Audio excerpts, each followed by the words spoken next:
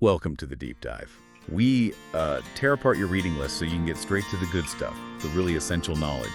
Today we're diving into a really counterintuitive way to think about living a good life.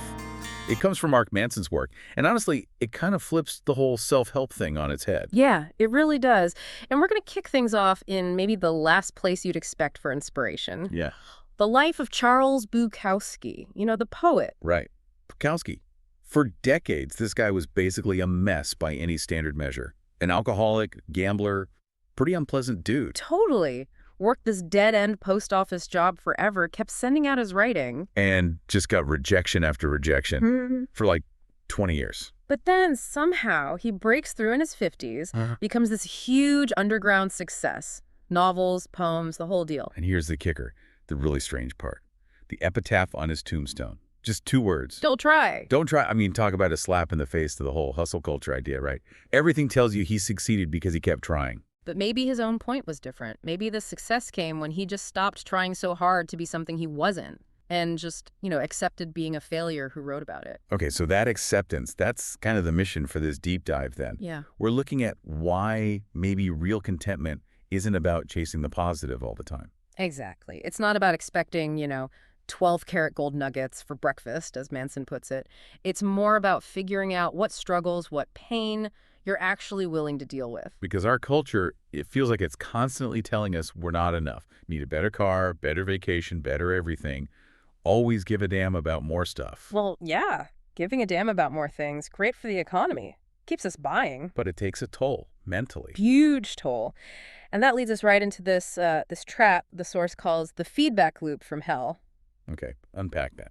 The feedback loop from hell. It's that awful cycle. Like you feel anxious about something, maybe a presentation, and then you start feeling anxious about being anxious. Or you get angry about something trivial, and then you get angry at yourself for getting angry. Oh, man. Yeah, I know that feeling. It's like your brain turning on itself. Precisely. We humans can think about our own thoughts, our own feelings, and then you layer on social media. Yeah. Everyone looks like they're having these amazing, perfect lives. Which just makes you feel worse about feeling bad in the first place. It multiplies it. Totally multiplies it. Right. So what's the way out? You can't just stop feeling things. This is where that idea, the backwards law, comes in from Alan Watts originally. The backwards law. Sounds backwards. What is it? It's basically this. Wanting a positive experience is, in itself, a negative experience. Ah. But, and this is the key part, accepting a negative experience is actually a positive experience. Okay, wait. Say that again. Wanting good stuff is bad. Accepting bad stuff is good. Kind of think about it. The more desperately you chase being happy or rich or loved, you're constantly reminding your brain that you aren't those things right now. Ah, okay. So the chase itself reinforces the feeling of lack. Like trying too hard to be cool just makes you seem not cool. Exactly. The trying is the problem. So Bukowski's Don't Try isn't about giving up. It's about acceptance. Accepting the reality of the situation. Yeah. It's like saying, okay, I feel like crap right now. That's the reality. But so what? You stop beating yourself up for feeling bad. And that short circuits the loop. It does. That acceptance, weirdly enough, brings kind of peace. You stop the self-attack. But that requires accepting something pretty tough, doesn't it? That life is full of problems, that pain is kind of baked in. Absolutely. Which brings us to our truth-telling mascot from the source material, Disappointment Panda. Disappointment Panda. Love it. What's his superpower? His superpower is dropping inconvenient truths, like the fact that problems never actually go away. They just get swapped out for different ones. Or they get upgraded, right? Like the source says a homeless person has money problems and Warren Buffett has money problems. Buffett just has better, more complex money problems. Yeah. Exactly. Life isn't about getting rid of problems. It's about finding better ones. That's a huge mental shift. And it's biological, too. We actually evolved to be slightly dissatisfied. Think about it completely. Content cavemen probably wouldn't have invented much. A little bit of, oh, this could be better, drives progress. So pain, whether it's stubbing your toe or getting dumped, Yeah.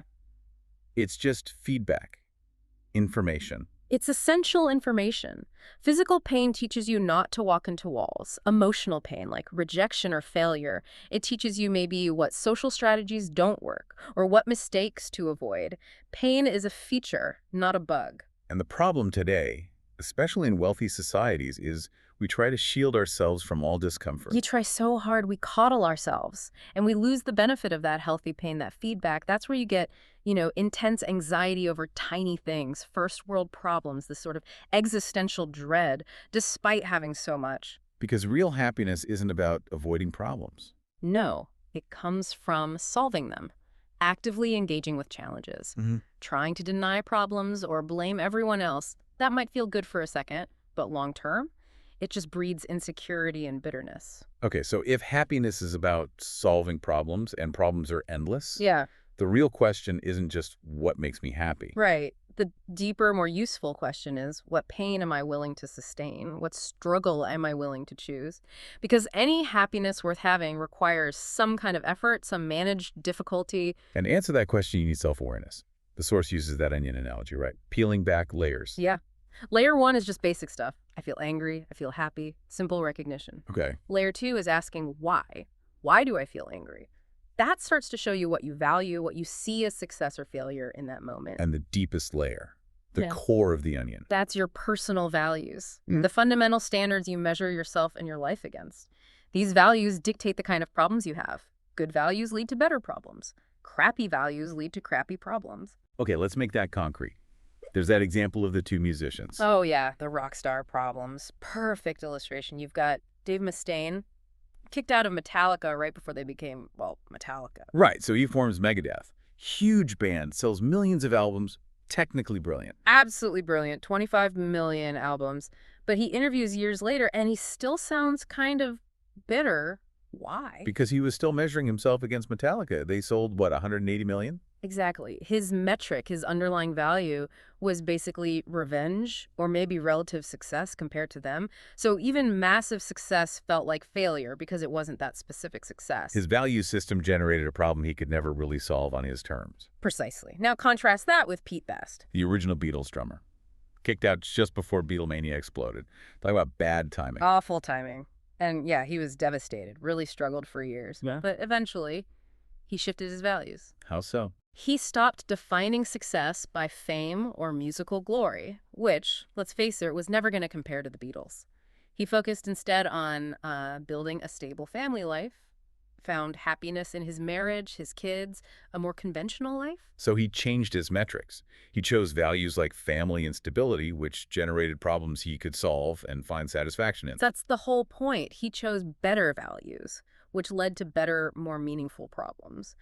This highlights why some values are just bad for you. Like what? What are some shitty values to watch out for? Well, like focusing only on pleasure. Pleasure feels good, sure, but it's usually the result of doing something meaningful, not the cause of happiness itself. Chasing pleasure often leads to addiction or emptiness. Okay, what else? Material success, again, fine, up to a point you need basic security, but beyond that, the link between more money and more happiness basically flatlines. Right, and the need to always be right. That's a trap too. Huge trap. If you always need to be right, you can never learn from mistakes, you can't see other perspectives, and maybe the most insidious one, always staying positive. Yeah, that relentless pressure to be positive no matter what. Yeah. It's denial. Sometimes life genuinely sucks, and pretending it doesn't just buries the negativity, lets it fester. You have to acknowledge the bad stuff. But express it constructively, aligned with your chosen values, not just, like, whining. Exactly, Ah. which leads right into taking responsibility Yeah. and the power of choice. Okay, talk about choice. The marathon example, right? Yeah, think about running a marathon. It's painful, right? Yeah. Physically demanding. Definitely. Now, imagine you were forced to run it. Someone holding a gun to your head. That same physical pain would feel like torture, like punishment. Terrible. But if you chose to run it, trained for months, decided this was your goal, that same pain feels different. It feels meaningful, like an accomplishment. The pain is identical, but the meaning changes because of choice and responsibility. So owning the choice changes the experience. And that ties into responsibility versus fault. That's a really key distinction. Crucial distinction, because we often confuse them. When something bad happens, we look for who's at fault. It's instinctual, almost. It is, but fault is about the past. She cheated on me, it was her fault. Okay, maybe true. But responsibility is about the present. Meaning? Meaning, you are always responsible for how you choose to interpret and respond to what happened. Right now, you choose the metric. Are you going to measure this by the pain of rejection or by, say, the opportunity to learn about yourself and what you want in a relationship? You choose your response, even if you didn't choose the initial event. Always. And if you don't take that responsibility, you fall into entitlement. We talked about the obvious kind, the guy who thinks the world owes him everything. But there's another side to entitlement. Oh, yeah. It's not just narcissists. People who constantly see themselves as victims, who feel they deserve special treatment because they've suffered, that's also entitlement. How so? Because in both cases, the person is avoiding responsibility for their own emotional state and their own life. They're saying, I'm exempt from the normal rules of effort and emotional management because I'm special, either specially good or specially wronged. It's equally self-absorbed. Closes them off from actually improving things because they're focused on blame or special status. Exactly. And the source suggests this deep-seated fear of taking responsibility, this whole struggle with values and meaning. It might connect to the biggest fear of all, death. Yeah. Death. Ernest Becker's stuff on death terror. The idea is we're the only creatures hyper-aware that we're going to die. It terrifies us. So we create ways to live on. We create immortality projects. Our legacy, our reputation, maybe getting our name on a building, these are basically our values in action, attempts to make our conceptual self last forever, even though our physical self won't. It's like our drive for success or impact is partly just trying to outrun death, symbolically. A lot of it might be. And the counterintuitive part, actually becoming comfortable with your own mortality, with the fact that you will end, is incredibly freeing. How is accepting death freeing? Because it helps you sort out what actually matters. When you realize your time is limited, you have only so many fucks to give, as Manson puts it. You stop wasting them on trivial stuff. You start to, chasing status, impressing people you don't like, worrying about temporary setbacks. A lot of that just falls away. You can focus your energy, your fucks, on things that are real and immediate and important to you. Okay, so let's try to wrap this up. The core message here, the subtle art, is really about focus.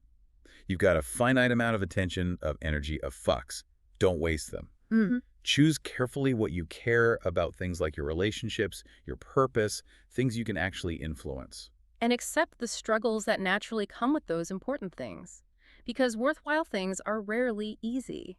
Happiness comes from engaging with those struggles, not avoiding them. And if someone's listening and thinking, okay, I get it, but I feel stuck, I don't know how to change my values or find motivation. Remember the do something principle. Don't wait for motivation to strike you like lightning. Action comes first. Just do anything. Pretty much. Do something small, anything related to what you think you might want to value. Then pay attention to how that action makes you feel. That reaction is the motivation for the next step.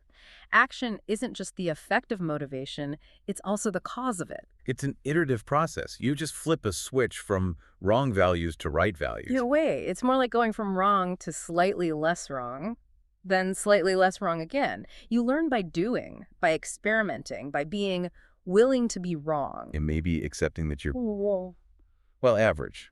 Not uniquely special or uniquely doomed. That acceptance is huge. Realizing you're pretty normal, facing normal human problems, frees you up from all the drama of having to be extraordinary. You can just focus on the small, real things. Reading a good book, helping someone out, solving today's problems reasonably well. Those ordinary things end up being what matter most. Often, yes. The author talks about realizing, especially after a friend's death, that facing mortality, peering into that darkness, actually made life seem brighter, more precious. So the final thought for you, listener, it's not about avoiding life storms or challenges. No, it's about choosing your storm. What kind of meaningful hurricane, what kind of purposeful struggle are you willing to embrace and leave in your wake?